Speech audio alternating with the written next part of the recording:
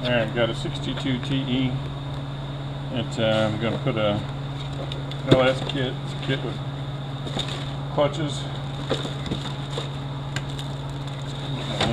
Here. Solenoid assembly. They're a high enough failure rate that you ought to put one in every one as far as I'm concerned. Transducer and the pressure solenoid. There again, they're a high enough failure rate and they're hard enough to get to. I say you ought to put one in every one. The 92047 bushing, actually 92047A, goes in the back of the input shaft. The 92050 bushing goes in the input drum. There's an S92052EA that's going to go in the hub and the pump bushing. The good low clutch drum. People have asked me what the number is before. 262559A is Witt's number, and the filter. And a couple of parts haven't showed up yet. Cooler bypass valve, I always put one in every Dodge I do. And the pressure solenoid didn't show up, so we'll get those sometime tomorrow, we hope.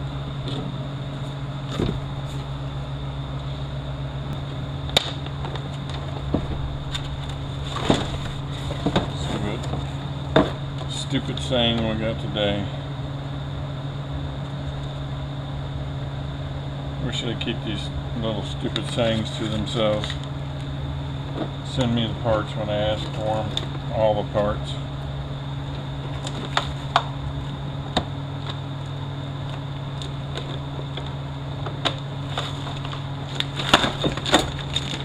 And we specifically ask for something. Oh yeah, we got that.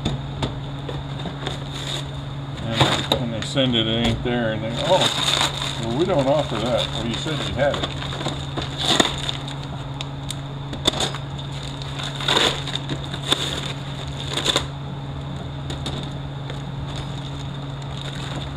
You used to offer it.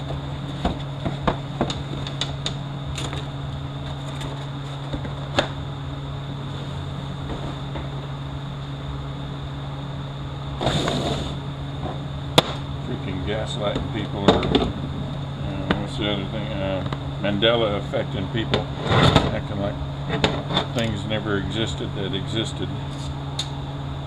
Alright, if you look in the valve body, there's several of these check balls that are staked in. They don't come out. They can come out, so make sure that they're all in there. What is that? 7 of them?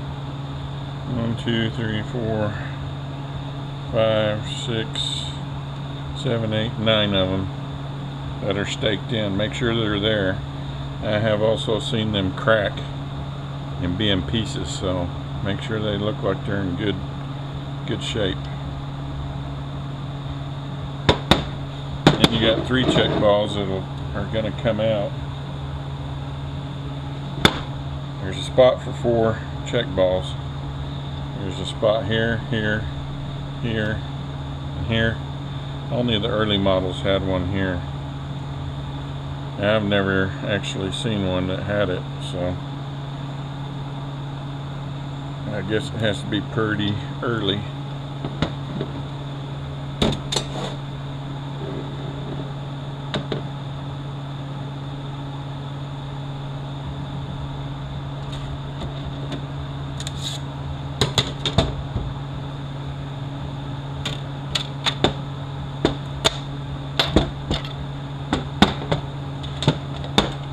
Make sure these things don't fall out too. Or also, these little things go on the back side of the valve body here. Probably gonna fall back out. There's 3 of them. Yeah, they fell back out. One holds the manual valve in. The other 2 hold these 2 valves in. Set on. I should have done that afterwards.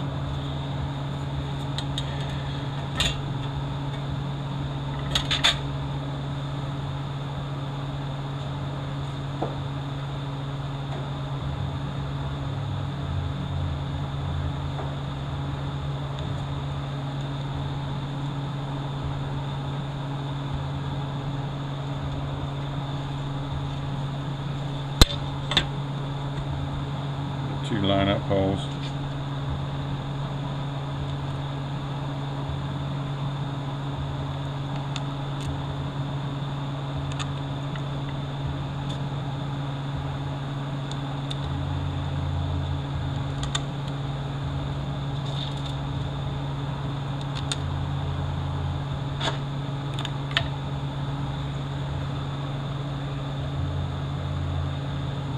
Lube on our transducer.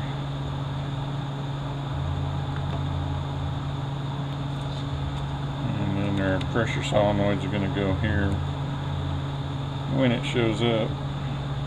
25 torques on these.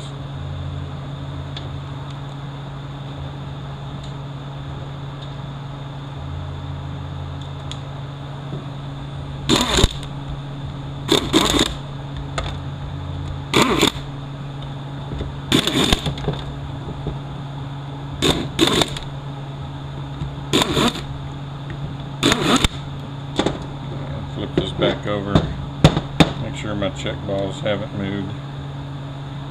So I actually kind of did this backwards.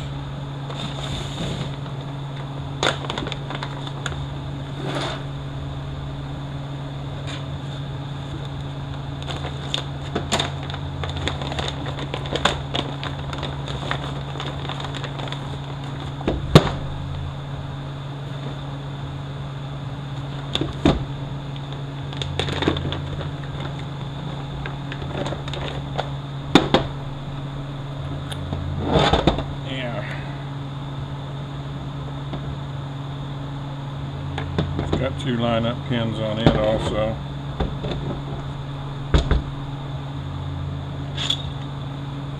And yes,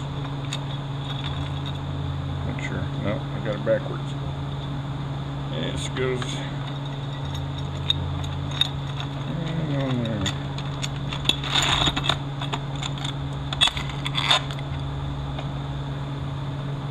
.25 torques again.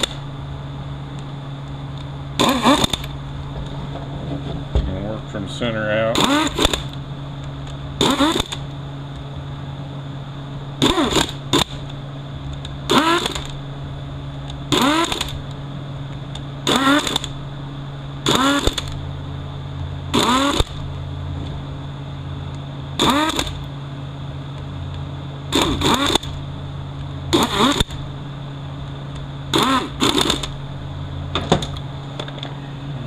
Valve body on the side. Alright, we're going to the low clutch drum since we're here. On your drum, you need to make sure that there's a little orifice in here is in there and it's not plugged, and this one looks like it's plugged. Just because something's new doesn't mean it's right.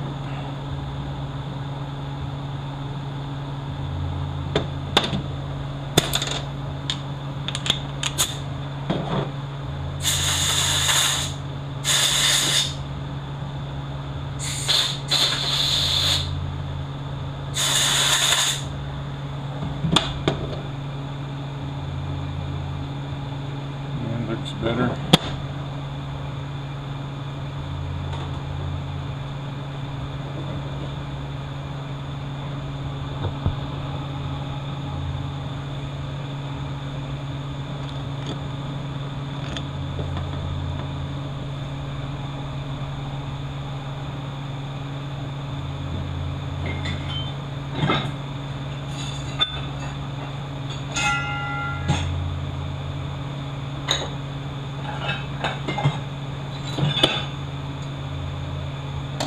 Look real close at your piston rubber.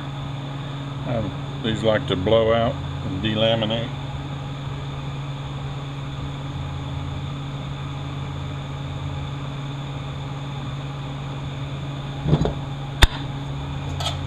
bevel plate.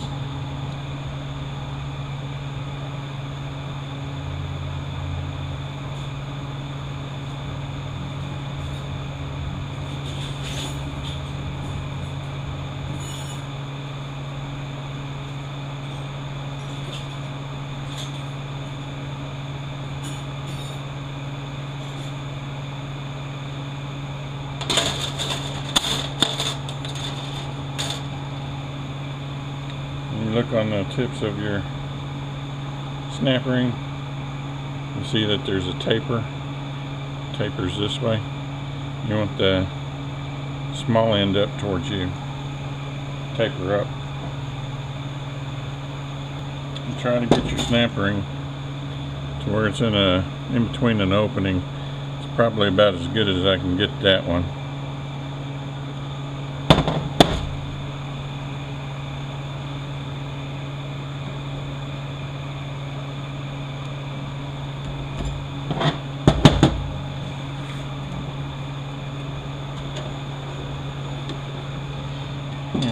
Move this camera, get us a better angle over here because we need to be over here.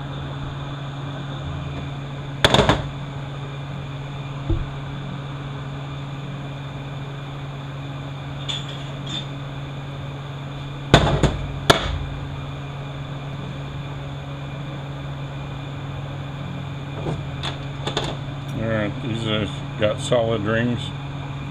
I don't never change these. Never had to. There's a spot for two of these bearings. On the early ones it had a bearing in both spots. Later ones had the groove cut here for the bearing but had no bearing, so which tells me you could probably leave this out. And then the later ones weren't even machined for it.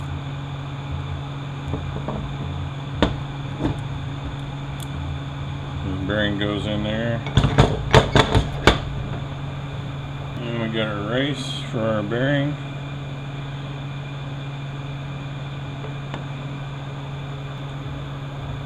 Alright, 8 of these 25 torques.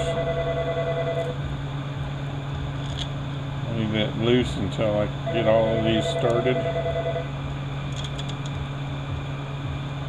And usually when I'm taking this apart, I have to loosen these with a impact driver.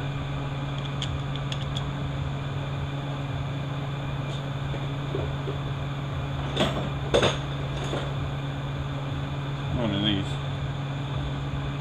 Turn it and hit it with the hammer and turn it. And if you don't, you're going to go through quite a few 25 torque bits.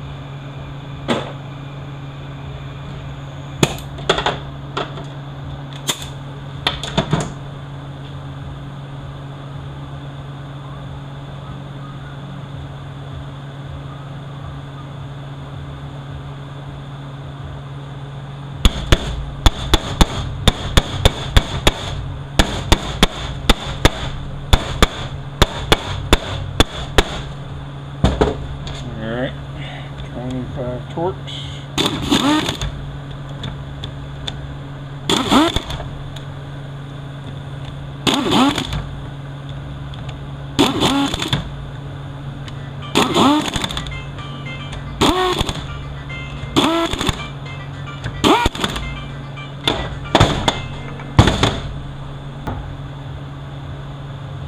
Okay, the early ones didn't have a locking tab on here, right here, like these do.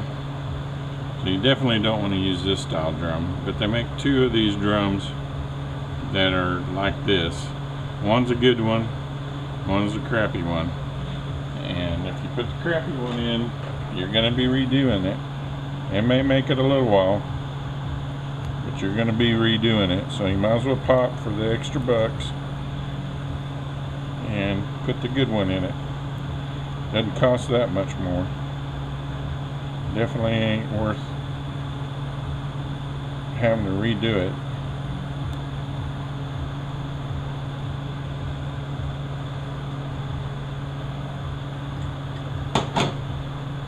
Alright, I mark my sprags before I take them out. and you got a blind spline on here and a blind spline here.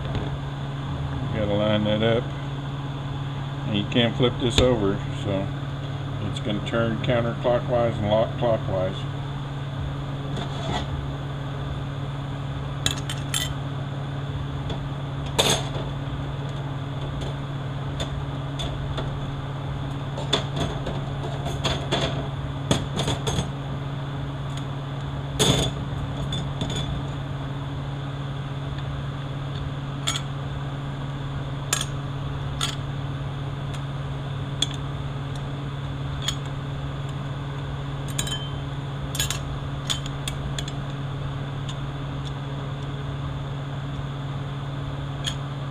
This tranny does not like snap rings being put in the wrong spot. Most of your later Dodges don't. So let's give you 142 thousandths thick.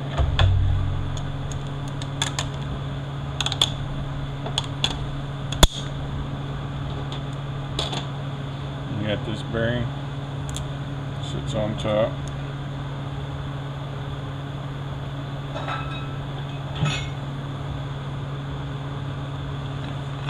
This drum that's going to sit on top of there.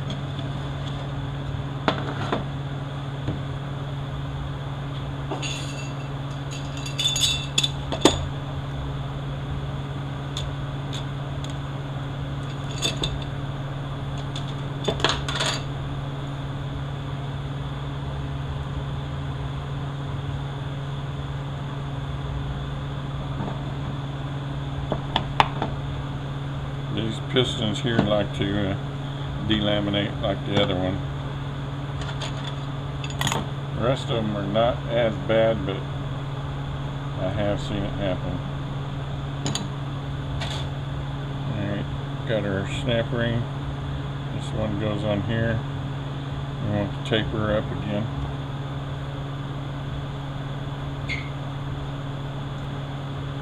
And again, we want the opening best as we can in between.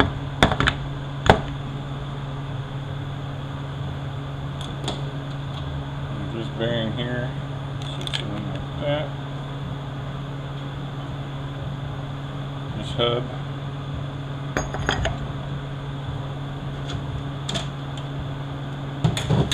And these are one-sided clutches. We're going to start with the outside teeth first, then an inside. Alternate all the way up.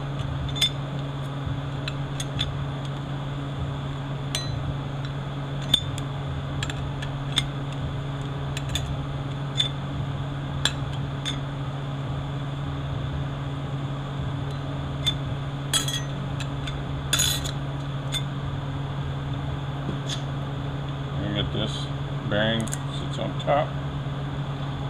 And this cage bearing is going to go in.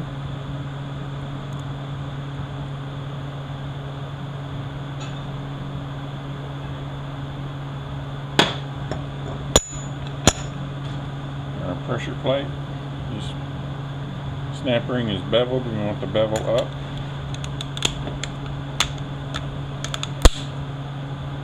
I actually should have told you how thick it was too.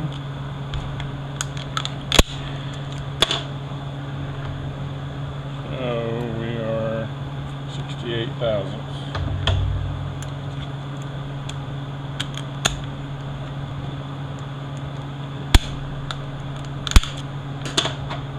Sun gear in,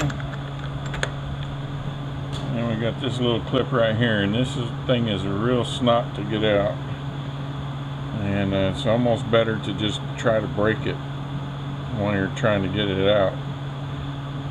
And I use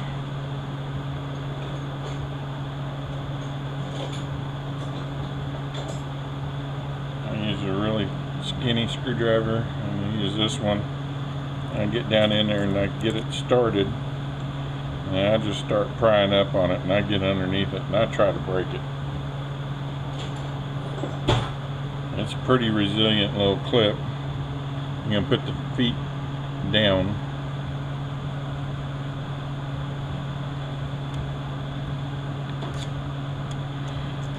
Transtar and Witt do sell them, so you need to replace it. They got it.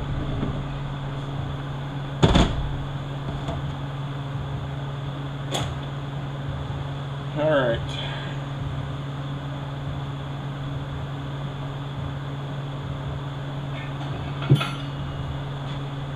This bushing here goes in the end of the input shaft.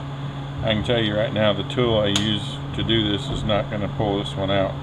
I've been finding almost every one of these has been wore out so bad that I have to chisel them out. This is what I use to get them out. It's a C6 band anchor bolt, and I took 2 band nuts and backed them up back to back, and then I ground a little slot in here in 2 spots, and that allows it to grab it and cut it. And what it'll do is it'll thread itself in there. You see it just falls in. That's how oversized it is, because normally you can just run this in there and this will bottom out in there and it'll suck it right out. And I have to chisel this one.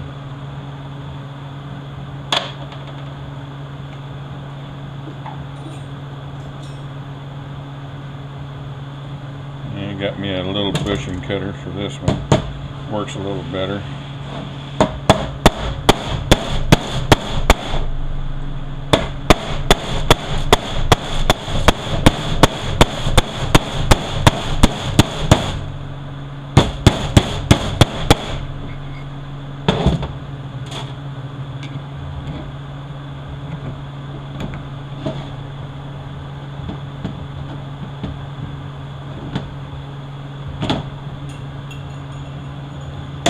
Go. Make sure all of the chips are out of there.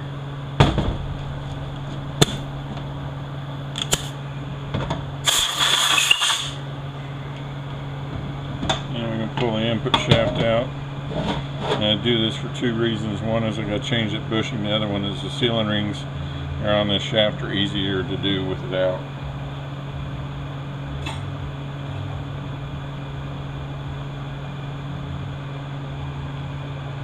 Just get a scribe with a good point on it. Get up underneath that snap ring there. Pop it off.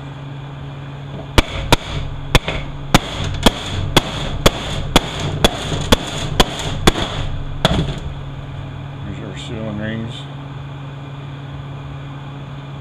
I'm going to go press this bushing in the end.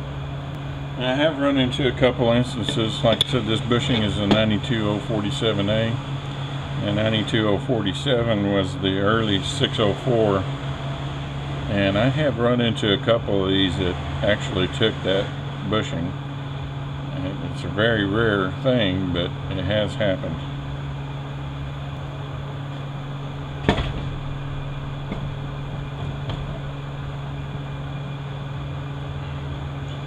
I just want that to stay there so I can put these sealing rings on.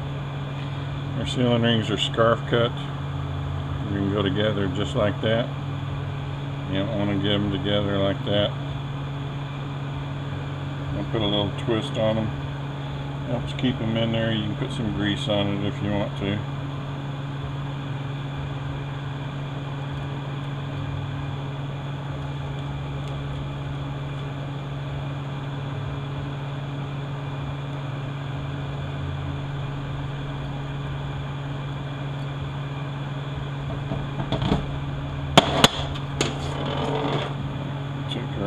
Off here.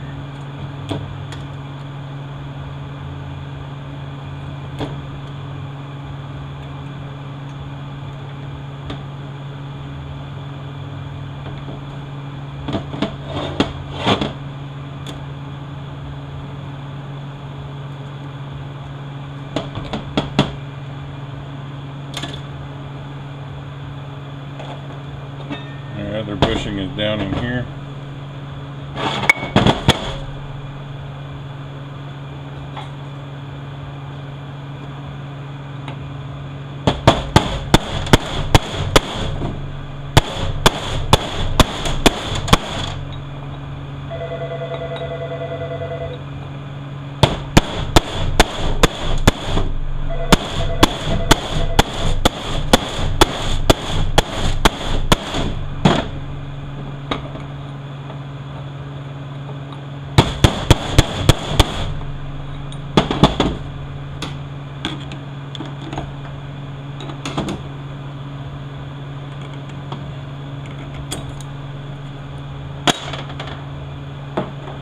I found it right down in here. Right on that, right there. It tends to be a little ridge, and if you just try to put the bushing in, it's going to make it way too tight. So I just get my grinder and I just lightly go around that. It doesn't take much.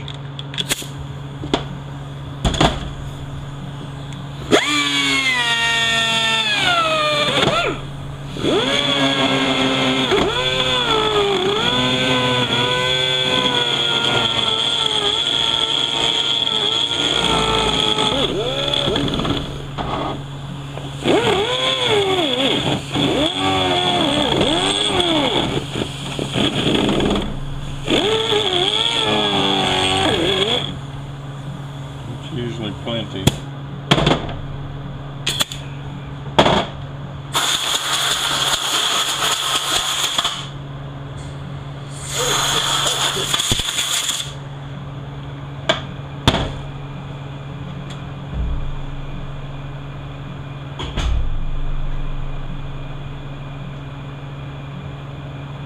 I got an arbor press I use to press these in.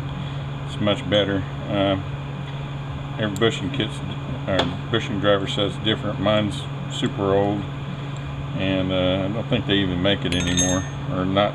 The same company does, but it seems like the ones that come in, the later ones, are different than what I have. But mine is number 41 I use. Just barely fits down into that hole.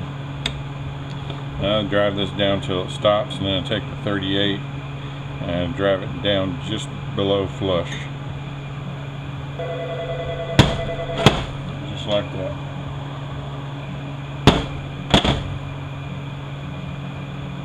And take our stator and make sure that we're not too tight.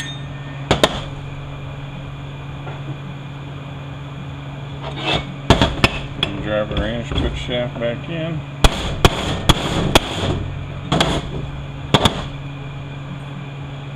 Snap ring back on.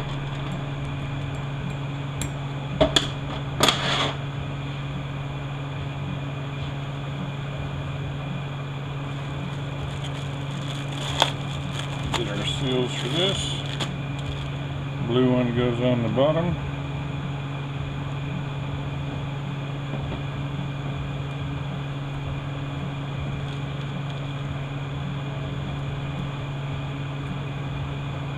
Red one goes in that slot, snap ring goes there, and this one facing that way.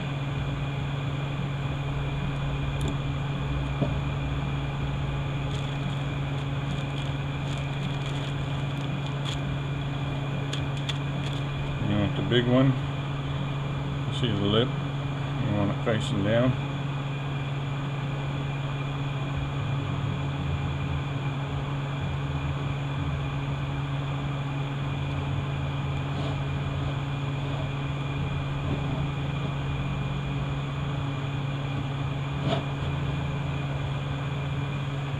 Lube the crap out of that.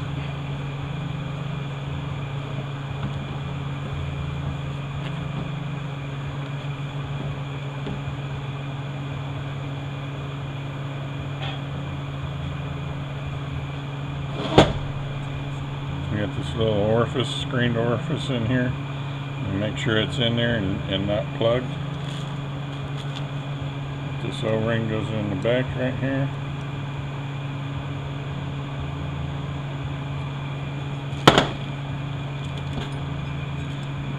Lip seal out of here.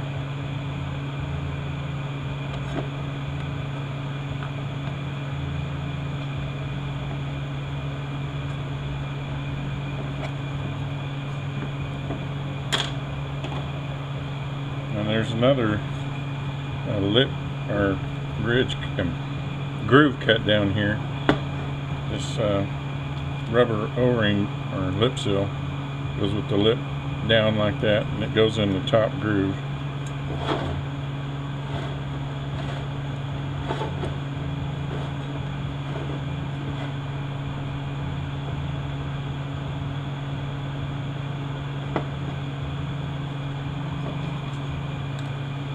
sure we're not rolled anywhere. And we're going to lube the crap out of that one.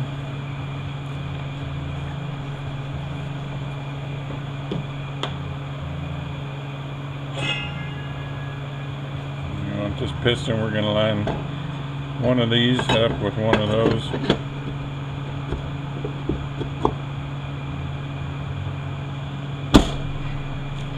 And we got this one. We want the lip facing just like that.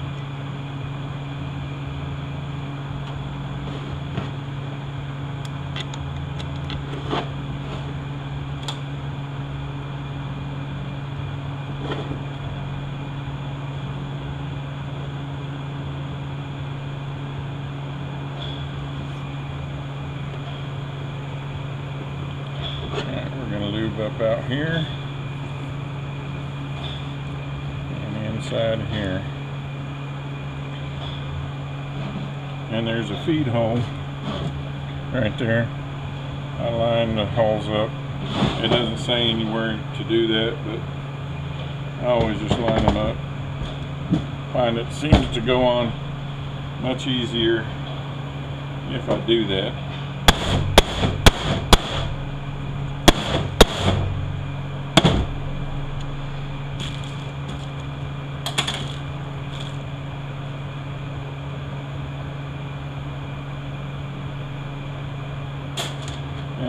You always want the taper of the tips of your snap rings to face up.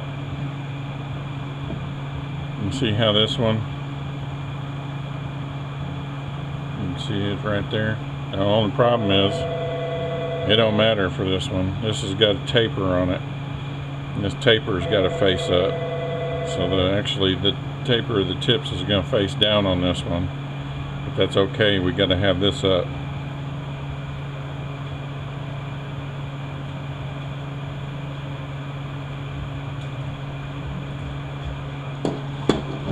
If you look right in here, there's two cutout areas. You want the opening of these in one of those areas. It makes it oh so much easier to get out.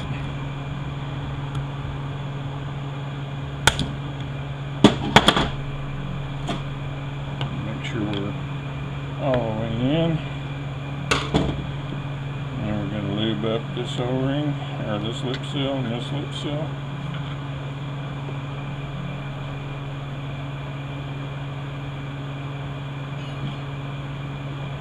And we got this piston. There's usually a brass screen back here. I've been seeing that most of these are missing, and I haven't had a problem, so I haven't worried about it too much. Just make sure that that bleed hole is not plugged. So we're going to lube up inside here, up inside here, and around the outside here. And I line one of these up with one of these. It doesn't say anywhere about that either, but it's something I do.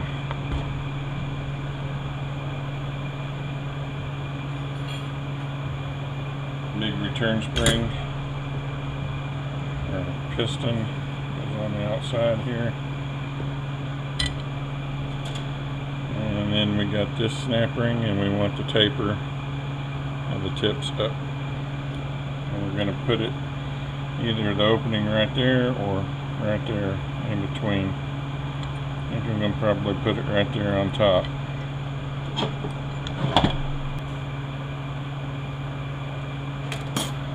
Alright, you got a couple bearings that look similar in here. This one that's got these little teeth on it, this one goes right here. And it kind of pops into place. And you got one, looks like this. This goes on the front of this drum. This one here goes on the sun gear.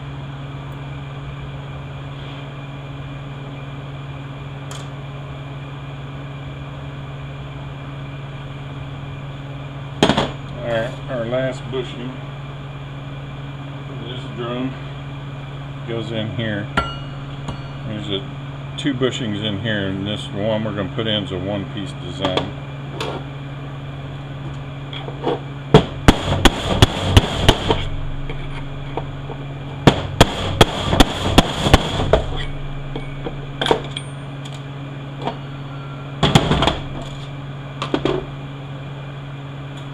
Alright, here's a feed hole. You can see how it's offset. The short end's going to go down into here, and that feed hole's got to line up with that feed hole. I've gotten pretty decent about getting these in, and the first time, if you don't get it perfectly lined up, you can drill it. But try to do it. It makes it easier. What else was I going to say about this? Came up there, something I was going to say. Sometimes you don't need to go all the way down. If you go all the way, it'll be too low. So just kind of keep an eye on when you're feeding this down in there. Once the hole lines up, you're good to go. So I'm going to go press this in and get this lined up.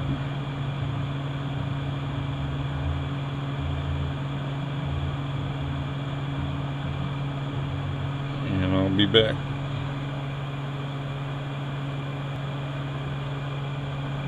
Okay, I almost went a little too far, but it's perfectly fine. I remember what I was going to say now. That if you order this bushing from WIT, they're going to send you one. If you order it from TranStar, they're going to send you a package of 10. So just keep that in mind.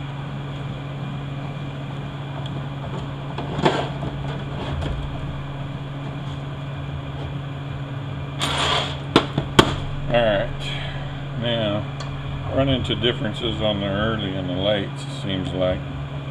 The early ones, it seemed like all the clutches were the same like they were on a 604, so we're starting off at the 67 thousandths still. All our clutches are going to be the same thickness.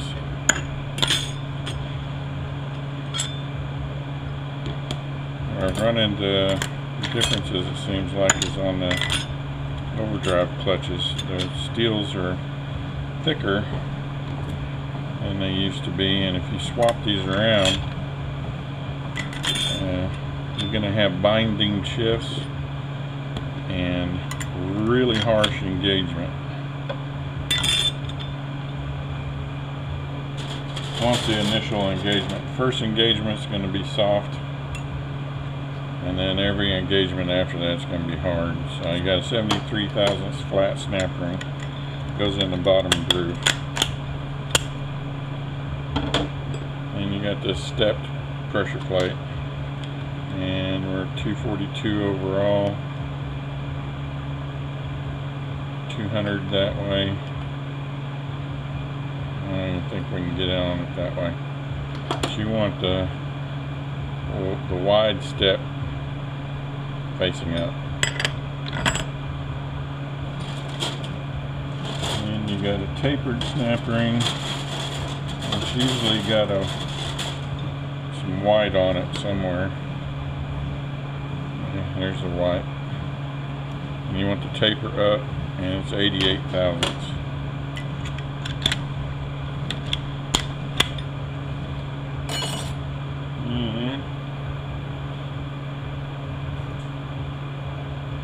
We got this 5-tab washer, so it's on there.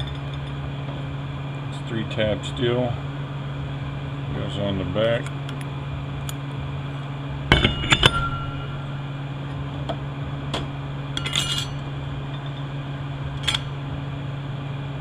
And then our steels here are 76 thousandths.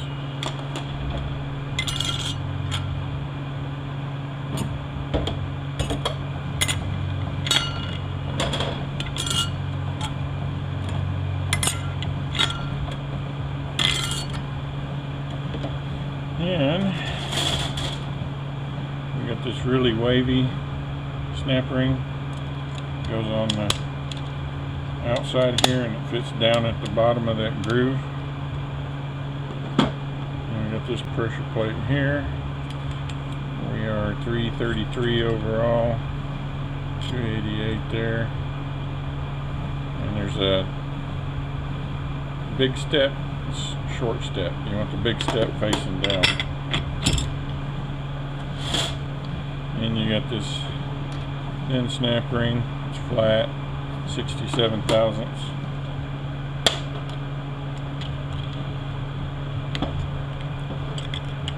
have to kind of work it in there because it's pushing down on that wavy snap ring.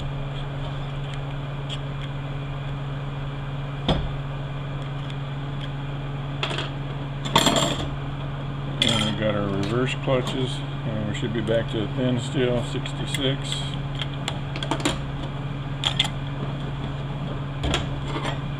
Our pressure plate goes with the dish up.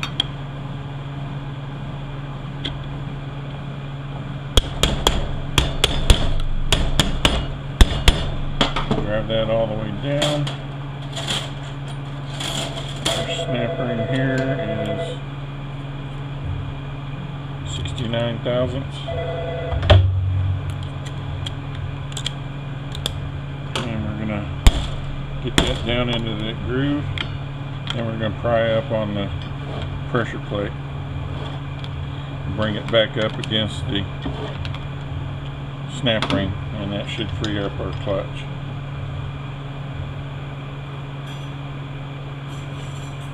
And we got our washer that goes on top. These notches are going to line up with that washer.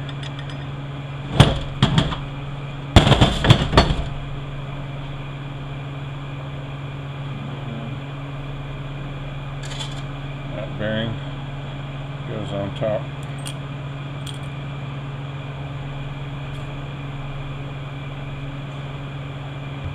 Alright, on our center support, got our feed hole here. We got a lineup tab here. I want on our lineup tab, I want one of these to be in line with it. And the reason I want it there is that when I go to put this in the case, I've got this bevel plate that sits on top, and it's got to be lined up in those grooves, so I can hold this with my finger and set this down in the case and keep it lined up.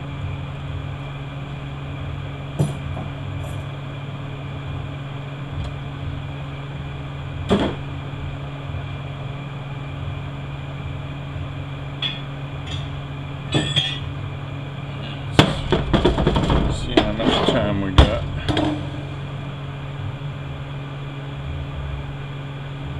We got a little bit left here.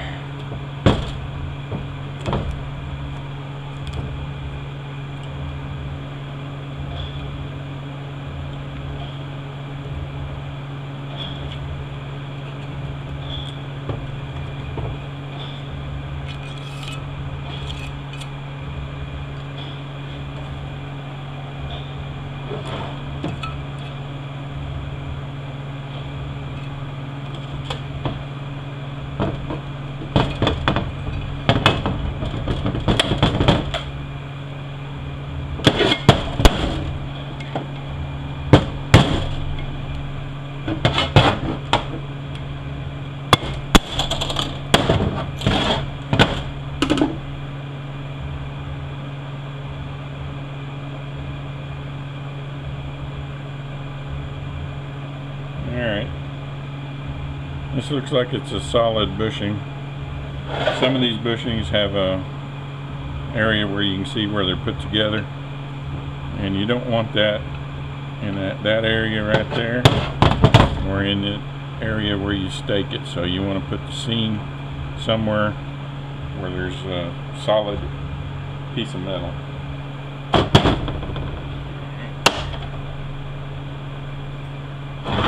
And we're going to stake our bushing in.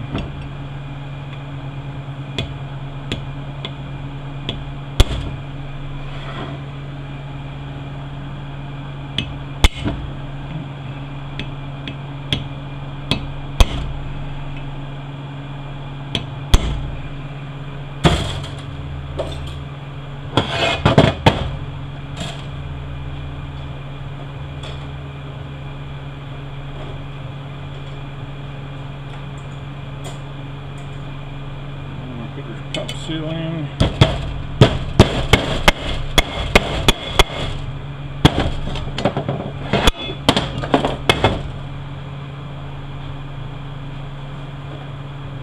Our O-ring.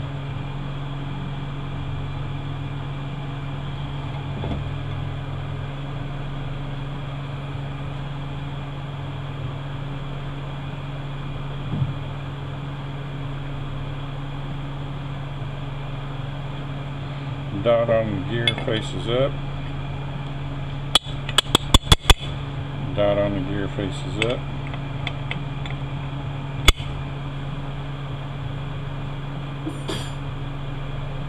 And line up our feed holes. We'll only line up one way, so you really don't have to worry about it.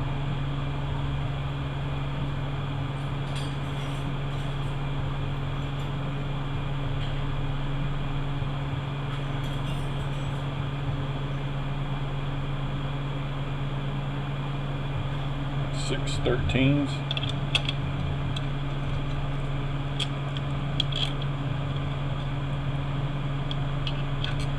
A lot of times you need to use a chrome narrow walled socket to get on these.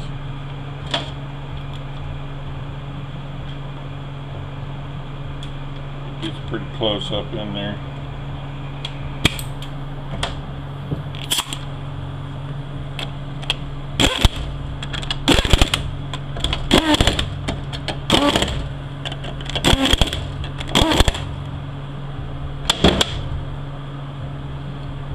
Out our sealing rings.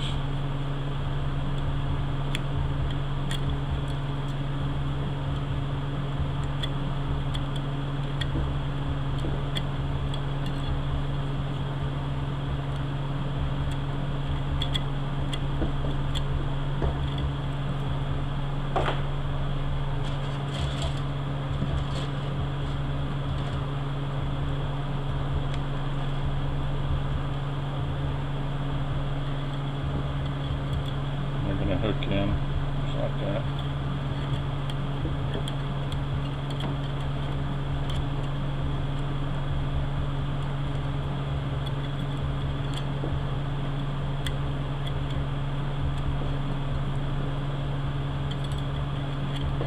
Kind of push in on one end and pull around with the other end, and it'll pooch out enough you can loop it in there. See if I can show it backwards here.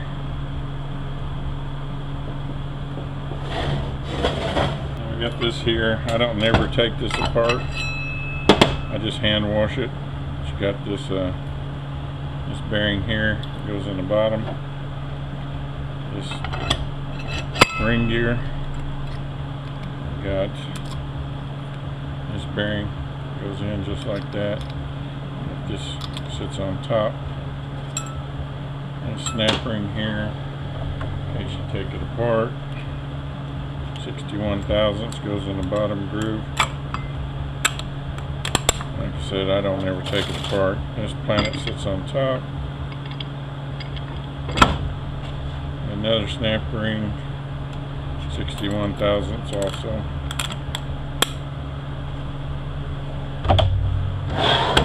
Just explain this because I'm not going to be able to show it down into the case. You're going to get a new one of these. There's a gasket on the back.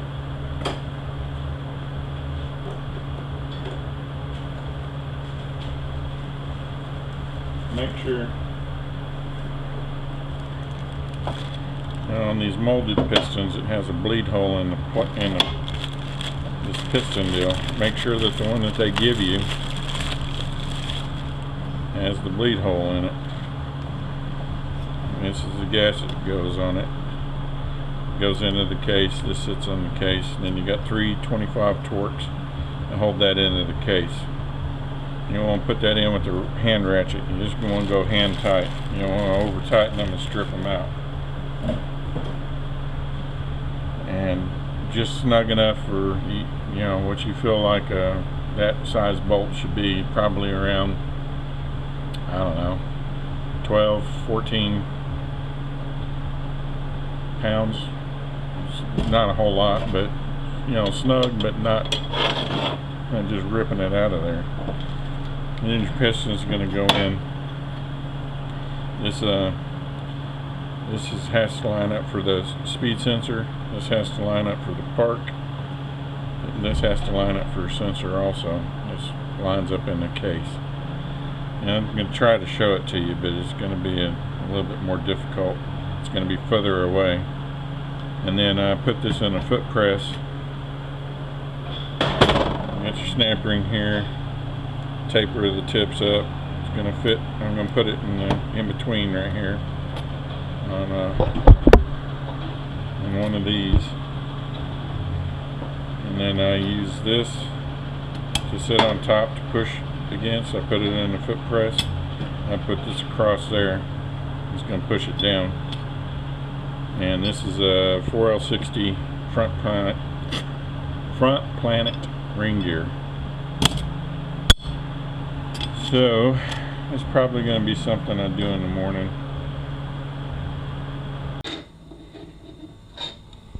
Alright, these bolts down in here, 25 Torx. Got the gasket underneath the plate. Line up these 3 holes here and this one hole over here. And like I said, 25 Torx. 45 inch-pounds is what the book calls for. And then we're going to put the piston in.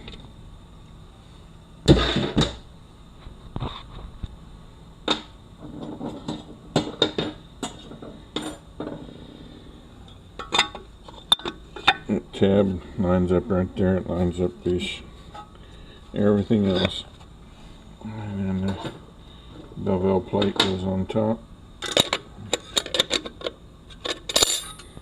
The taper of our snap ring tips goes up.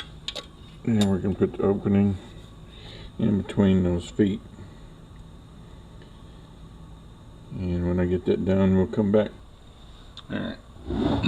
Got our 2 races for our transfer gear. And lube up the surfaces.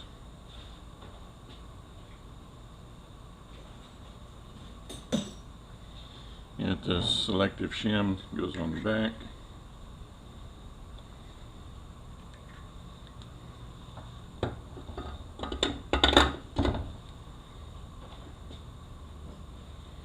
Transfer gear.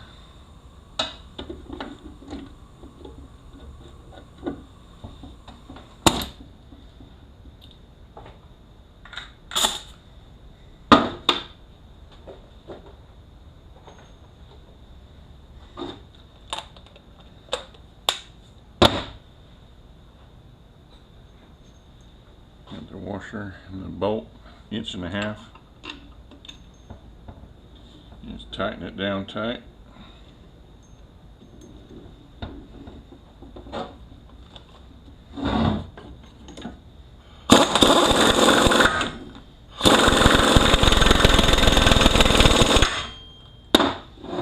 There we go.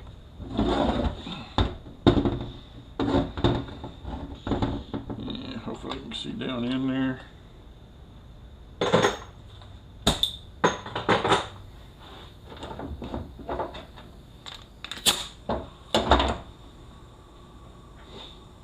We got our sun gear with this bearing. Goes on like that.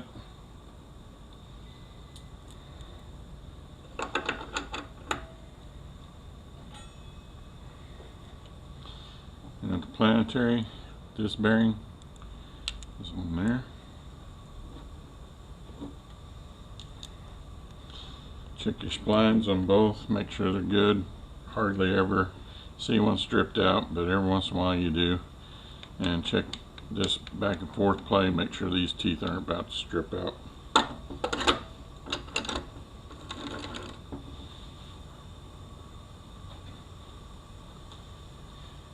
Alright, the steels for the low reverse, 66 thousandths. And you got the 4 tabs, a single tab. 4 tabs are going to go right in here.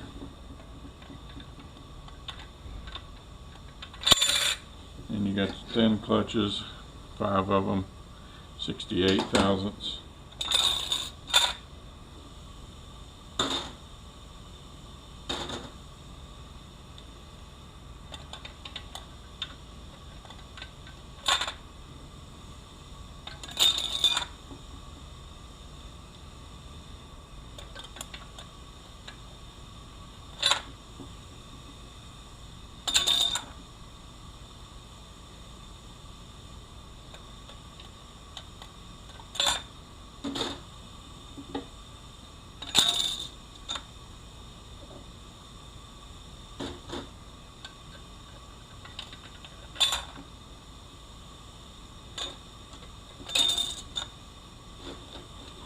And you have flat snap ring. It's 37 thousandths. Now the book says to put it between the 2 and 3 o'clock opening, and I've seen them all over the place. This is going to go in the bottom snap ring groove, and usually I put them down here around the 5 o'clock position, just because it's easier on me, but we're going to put it in the way that they said. Like I said, I've seen them from the factory in the wrong spot according to them. I don't think it makes a difference.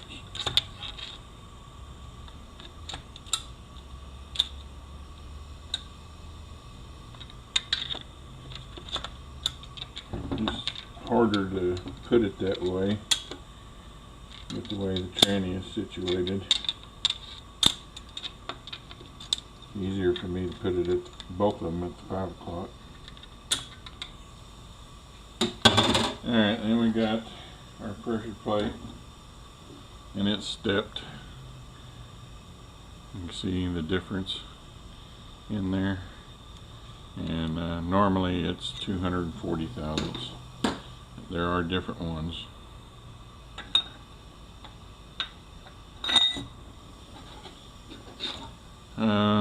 Tapered snap ring, taper goes up 87 thousandths, and they say to put the opening between the 10 and 11 o'clock position.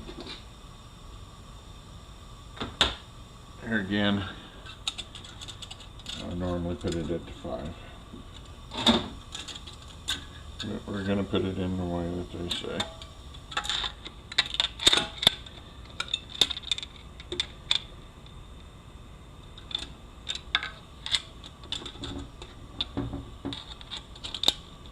You get this down in there, make sure it's gone all the way up into the groove.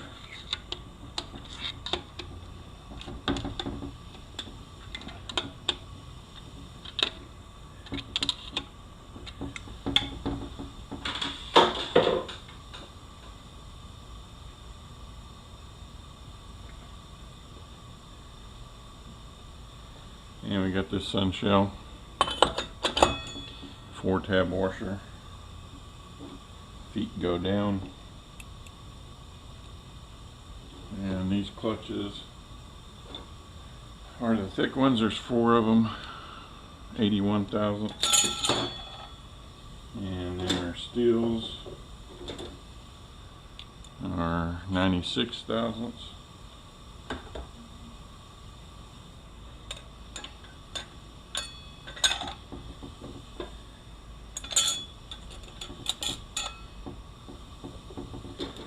As long as you use everything the way it was from the factory, your clearance should come out right.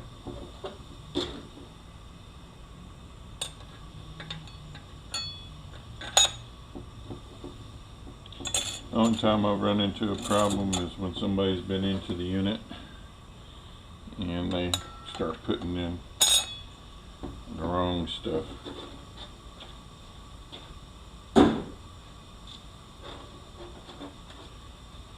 And on our center support, you got a flat snap ring, 63 thousandths, and it doesn't specify which way that the opening is supposed to face. So there again, I got the opening with the tab, so I can reach in here and hold this, and this tab's going to go right here.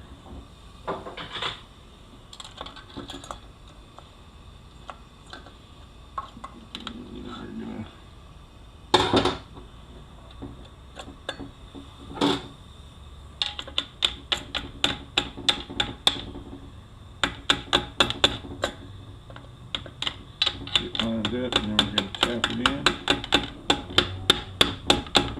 Oh, come on now.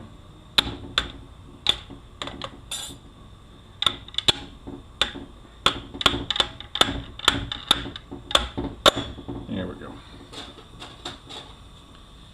And I just make sure that the snap ring is got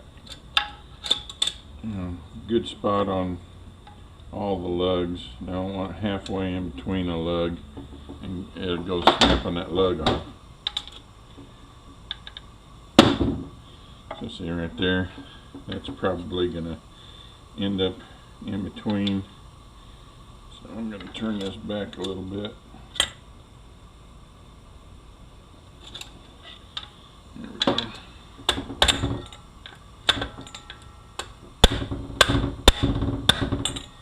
And make a tool to put this in. I just use a screwdriver and a hammer. Just make sure it's all the way back in the groove. You're going to go busting lugs off when it applies. There we go.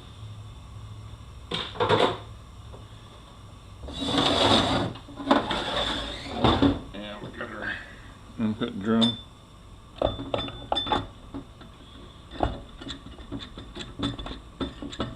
Make sure it's all the way down. When it's all the way down, you can look through this speed sensor hole right here, and that reluctor is going to be right in the center of it.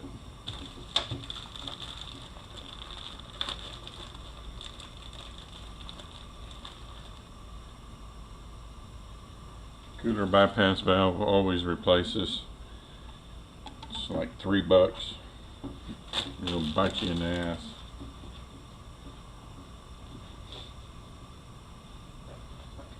Lube up our surface where the pump is going to go.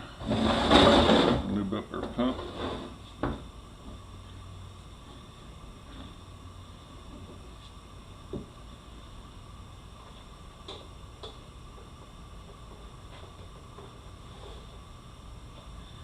And our pump gasket.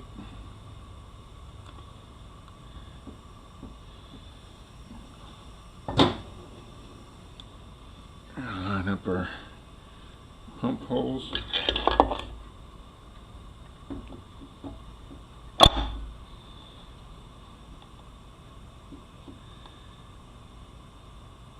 There we go. And pump bolts. I don't normally replace these washers unless they're just destroyed.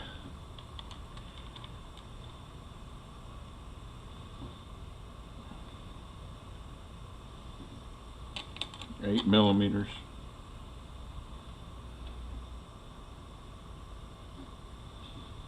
And we're off just a little bit.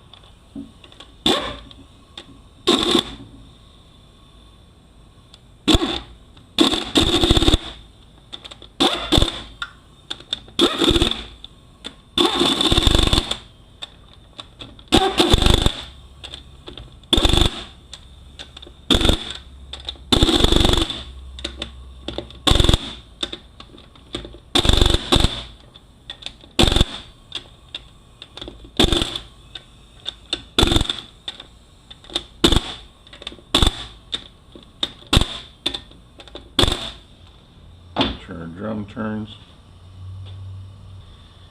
Now this hole and this hole have threads in the top of the pump cover, and this is how I get my pumps out. I got this bolt that threads into there, and I use my impact and I run it in there and it'll pull the pump out. If you have a pump puller that fits those threads, you can do that too, but this is just the way I do it. And a lot of times it doesn't pull it all the way out, so then you got to switch it to the top side, but it'll pull it right out.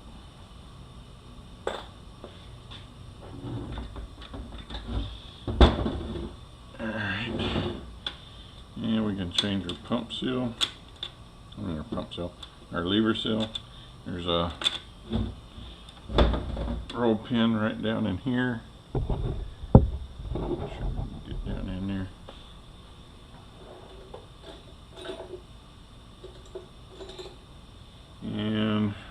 see what I use. Looks like 5 30-seconds.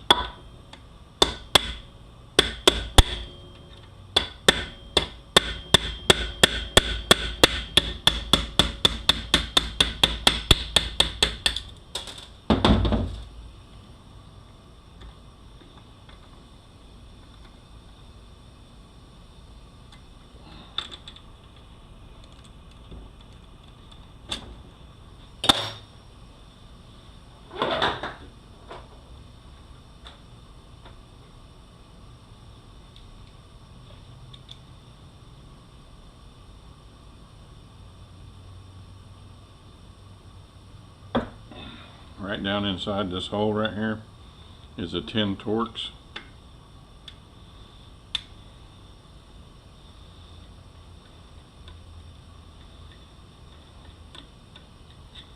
You don't want to lose that.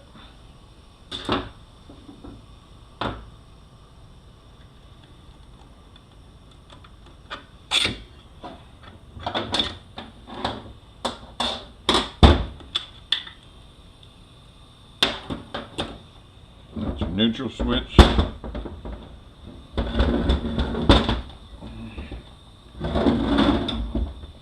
And we get to our lever seal.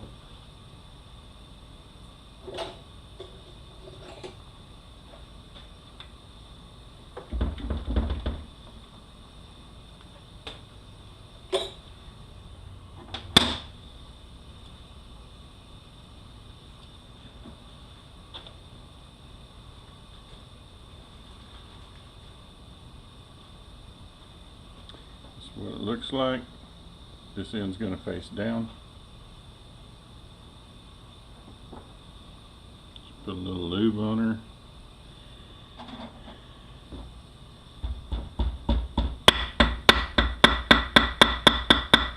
Just a little bit below flush.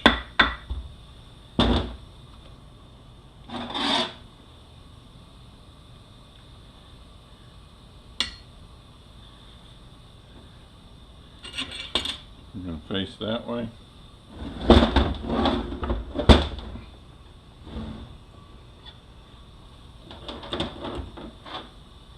And we're going to take the roll pin and we're going to start it in here. Just makes it easier. We're not going to go into this area where the shaft is yet.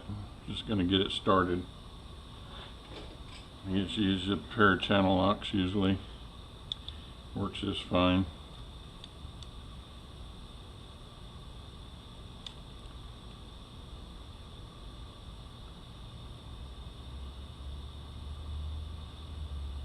Get right up there to the edge. It's going to sit in this way. Our park rod's going to go down in that hole.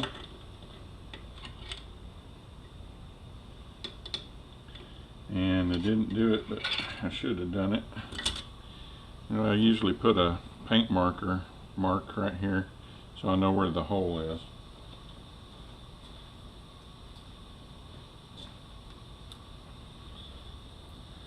We're gonna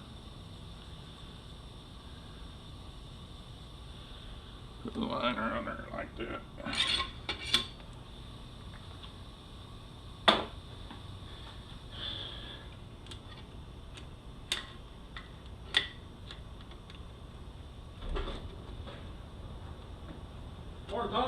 Morning. So that thing, it was driving fine, but gave me a couple of codes for the range sensor. So I looked them up, and all that they're not there for this car. They're just not listed on the code list. And so I put the scanner, and it shows some part, right? And the code wasn't there to begin with when I backed it out. So you put it in reverse, and the scanner changes to reverse, but then on its own, after a couple seconds, it changes to overdrive by itself. Alright,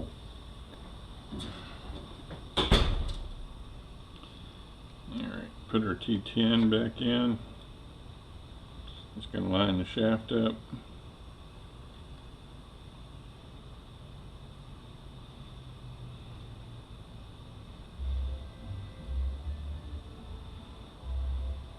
Just go down to snug. You don't have to get really tight with that.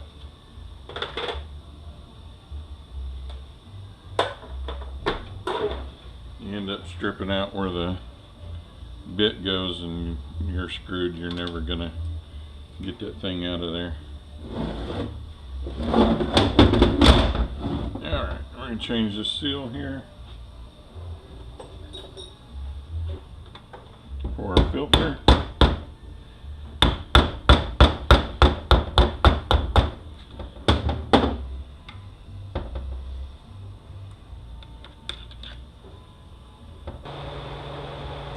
Alright, my kit does not have a filter seal in it, so I'm going to have to go find one. Alright.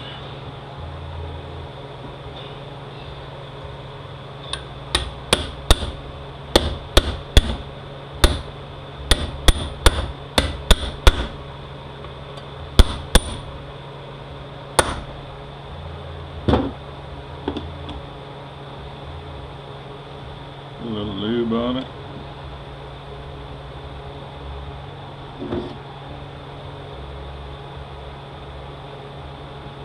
A little lube on the filter. 225 Torx.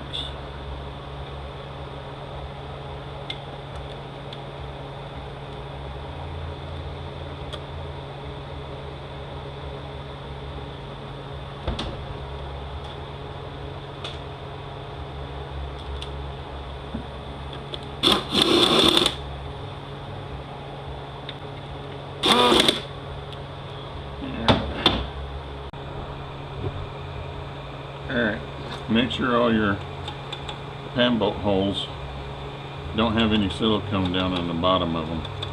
If they do, just take something, kind of break it up.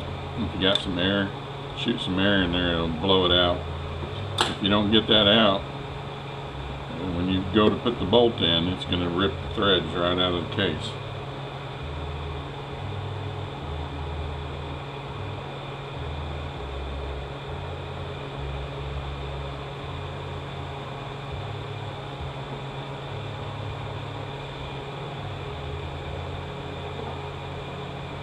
Put your light film on the tranny, put your light film on the pan.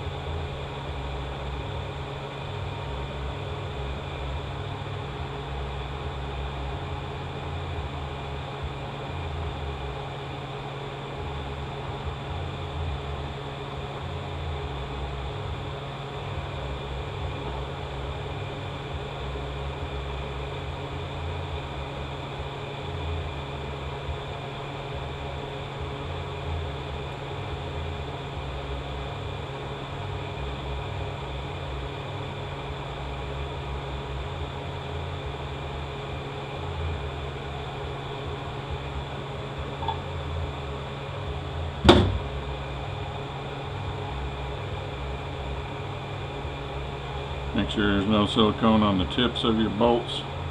Takes 8 millimeters.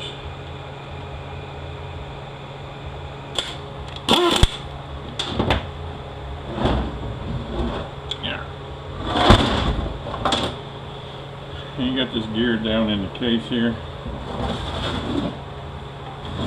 I don't ever take that out. I think it's 30 Torx on there.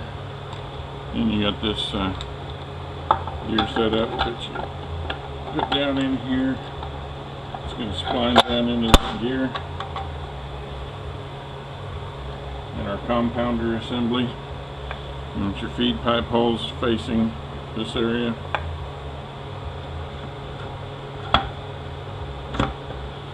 It's going to spline down in there.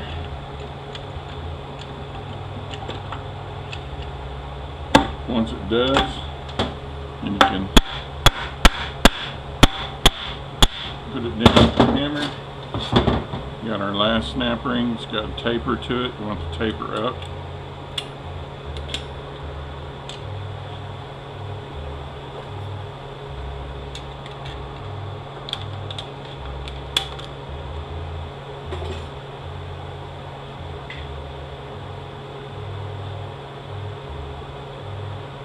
And we got our feed pipes. We got 3 of them. You got rubber on it on the front. It's going to fit inside the case there. This just kind of guides them in the back. These tubes are going to go into here, and they're going to stick out here and go into the valve body. And when you're trying to pull the valve body off, these are going to stick in there, and you're going to have to get in there with some needle nose and kind of pry them back, get them off the valve body before you're going to be able to get the valve body off. Big O-ring that's in this kit with these feed pipe O-rings goes on the deal to seal the center support, so don't get rid of that just yet.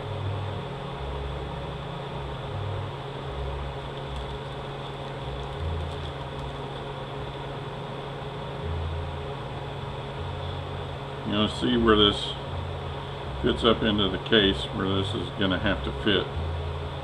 So, and it'd be kind of hard for me to show it to you. I'll try to show it to you when I get to the valve body.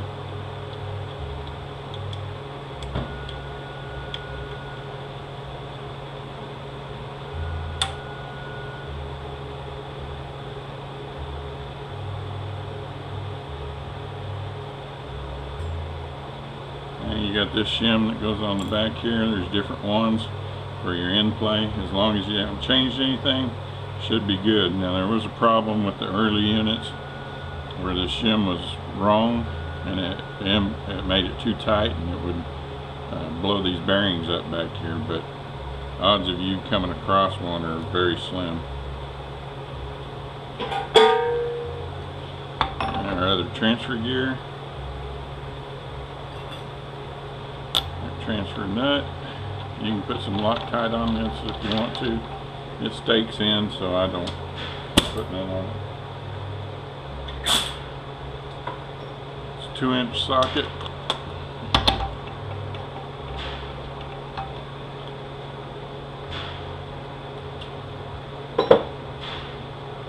Somebody changed my socket on me.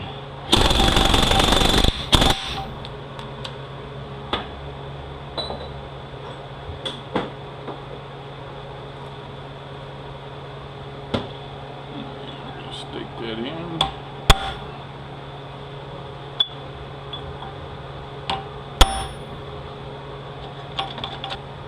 And we got this keeper that goes on here.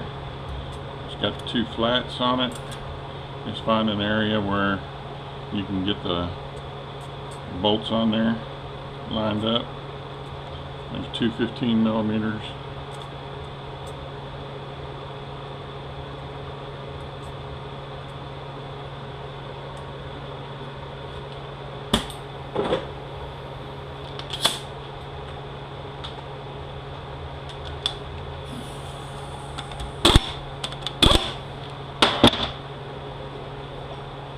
Bend these tabs up.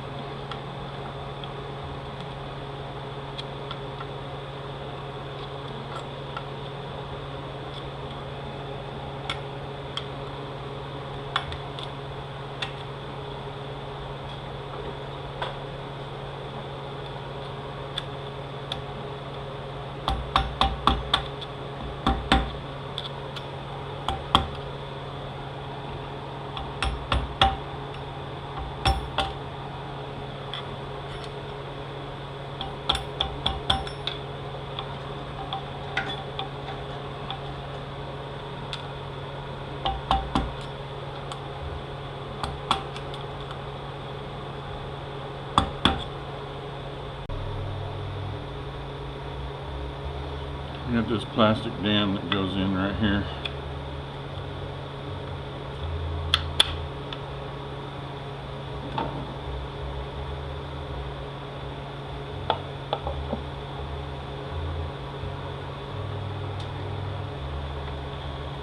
stiffener goes down here.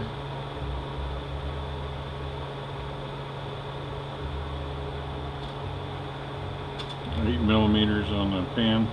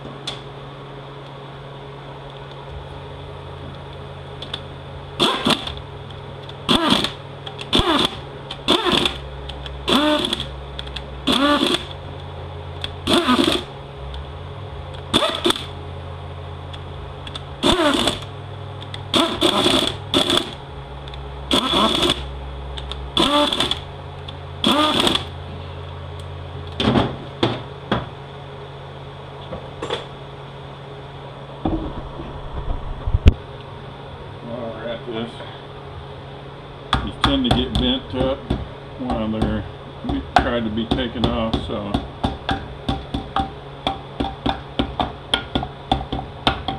give a little tap down.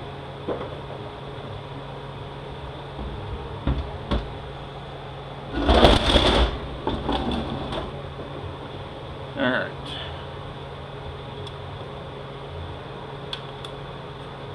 Get that down into there.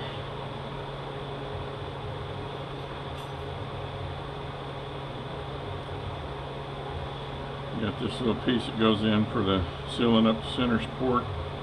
Got this on the back side.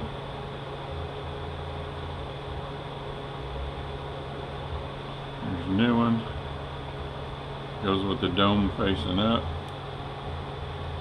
This that O-ring here is going to change from your feed tube O-ring kit.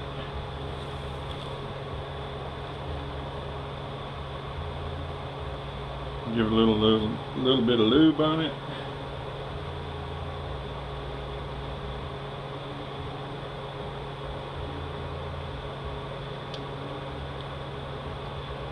Just fits right down in there. On your accumulators, I just mark mine 1, 2, 3, 4, 5, 6, and I keep the springs with them, because they're different ones for different ones. Be careful, the inner ones I've seen broken, with the outer ones not broken.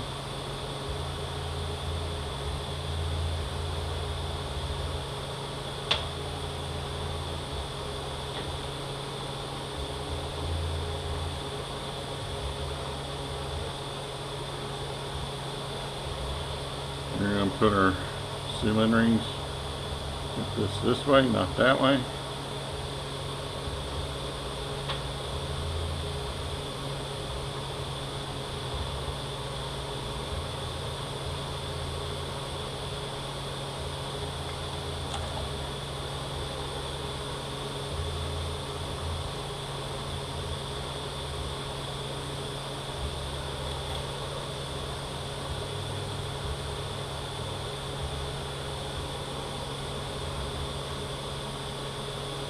A lot of times these accumulator springs are the same all the way around.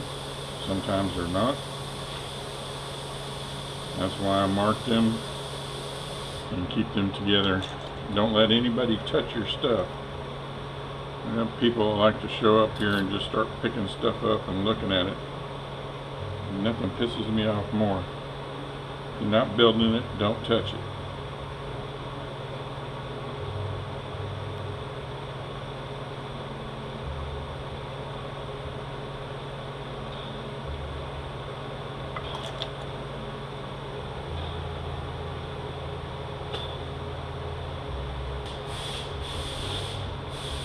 The earlier units had aluminum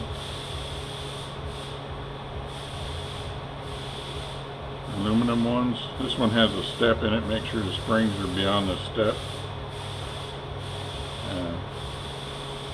I've seen the aluminum was cracked also, but these can crack.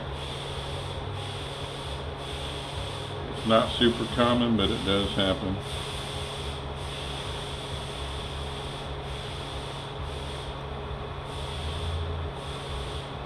Just give a little tweak on these to help them stay up in the groove.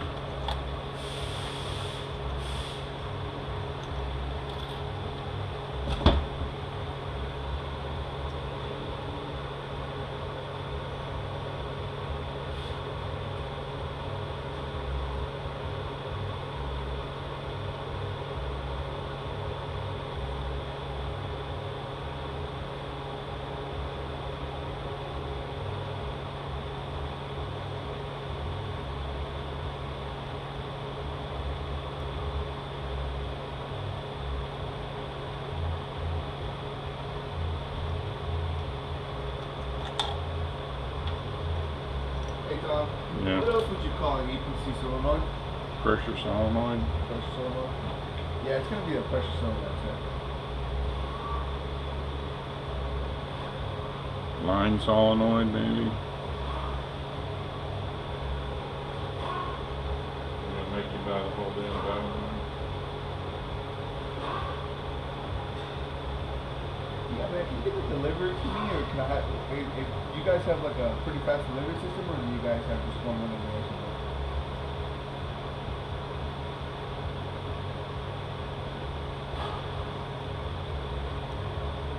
When's the first run? Just because we need it super quick, so I'm trying to make a decision whether we're going to pick it up or just having it as it's done. This particular car. Alright. Let me get to the answer. Okay, so our manual valve's got to go in here. Our tubes got to go in here. These two dowel pins got to line up here and here.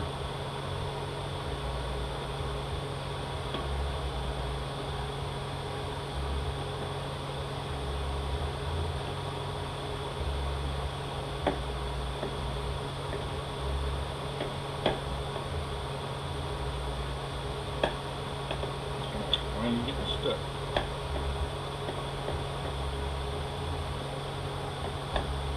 There we go.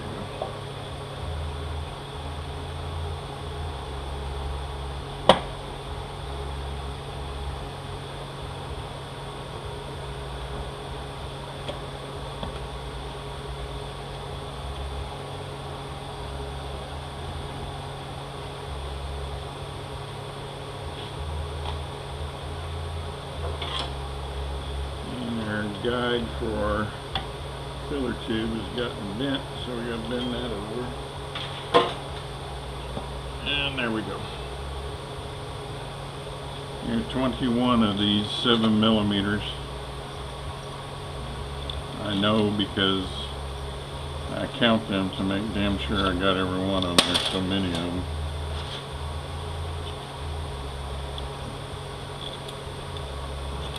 Count them as I tighten them.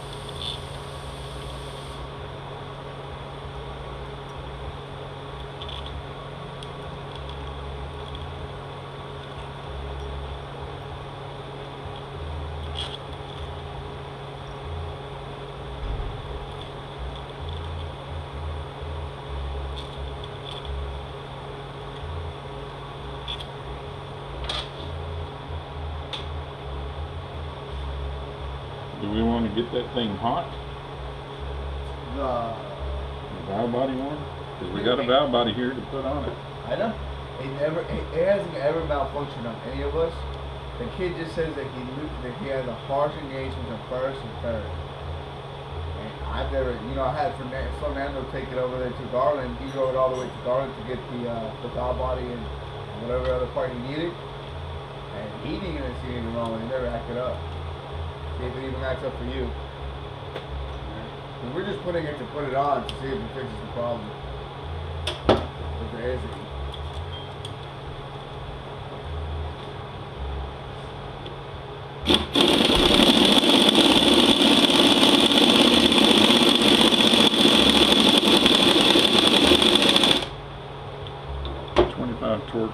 detent, and you got to kind of pressure it in there to get it to go. Neutral switch, a transducer here. This plug here is going to go up here for our pressure solenoid. I gotta go pick that up. Alright, the differential with this little plate. It's going to sit right here.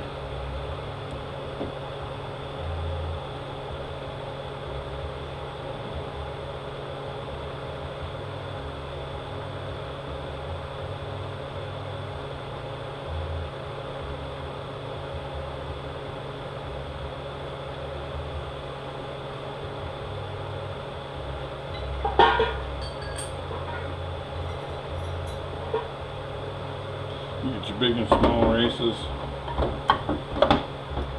Sit right in there like that. This shim's going to go over here. It's going to keep falling out, so I'm going to leave it out. Now, 5/8 on the bolt.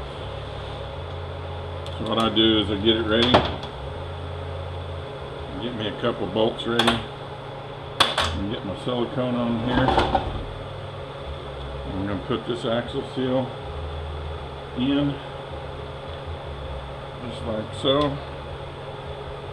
I'm going to slide that all up there. I'm going to hold it in place while I put a bolt in.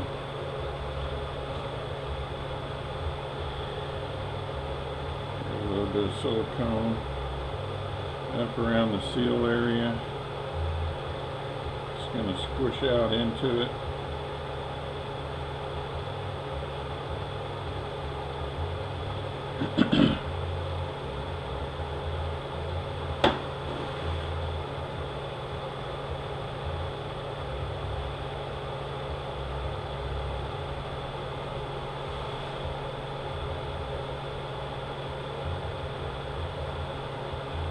I already put the seal in this one. The R&R guy come and got it. He likes to take them off. And the other one I got in here, that guy likes to leave them on. And the bolts for it are 45 torques, I believe. Yeah, 45 torques. And there's 5 of them that hold it in. And it's going to slide in from this side.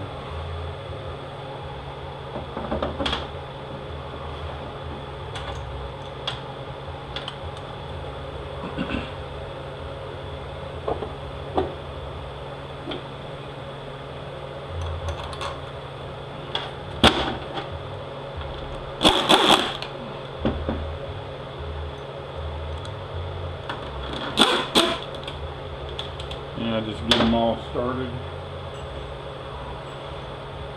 They're all the same length except for these 2 on the end out here are longer.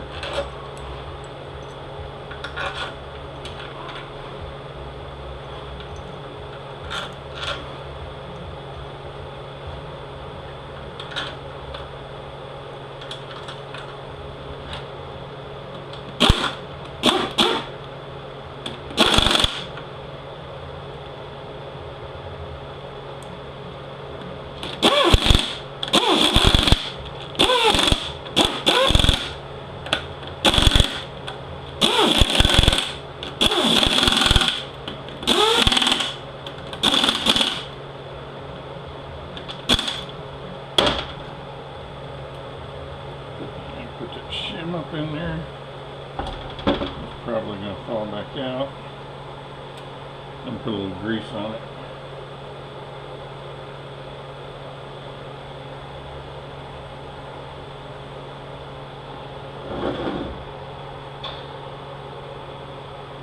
Got the speed sensors here.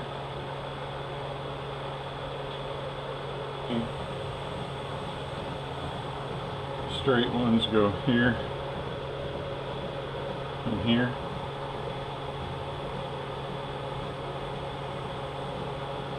And the angled one goes over here.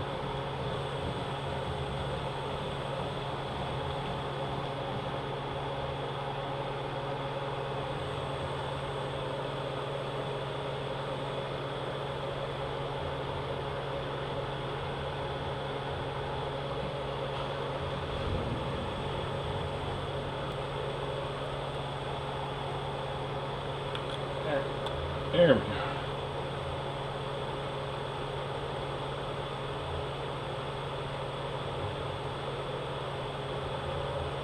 They're 3/8 millimeters. They're just a little bit longer than the pan bolts.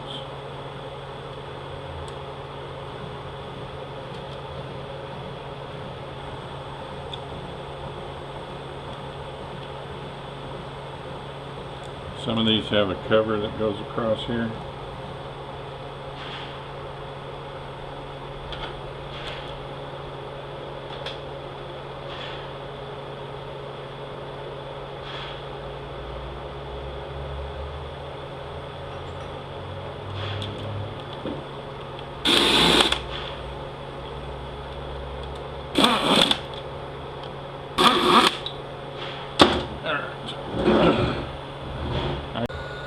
Alright, our pressure solenoid is finally here.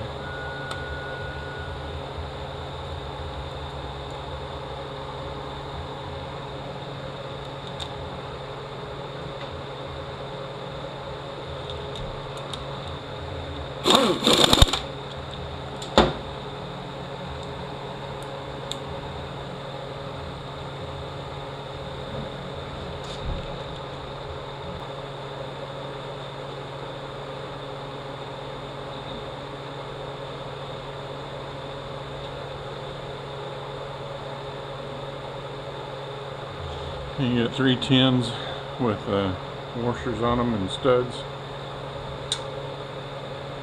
Make sure that seal is on there. And one goes right here.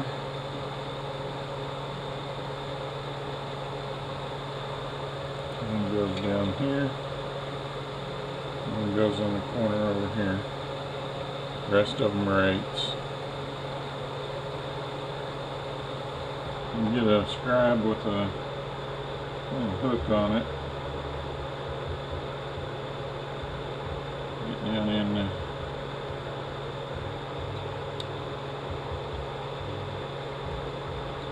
groove here, there's an O-ring.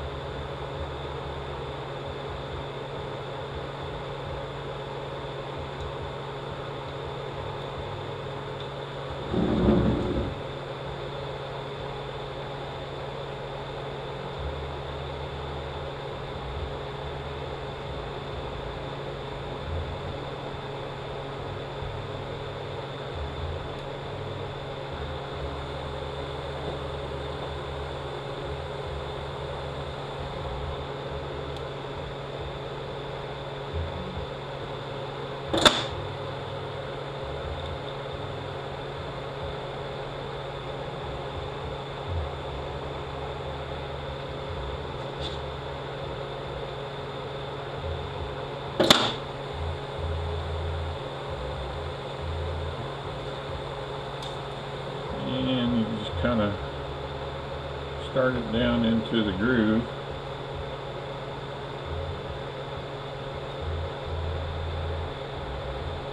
Just work it around.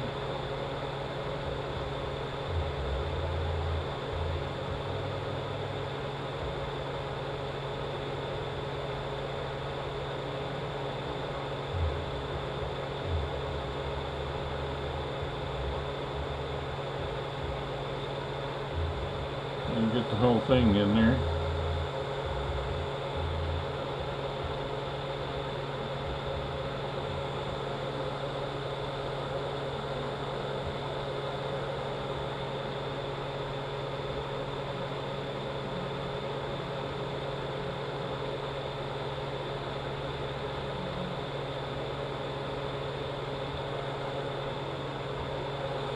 And then you pop your new clips on there.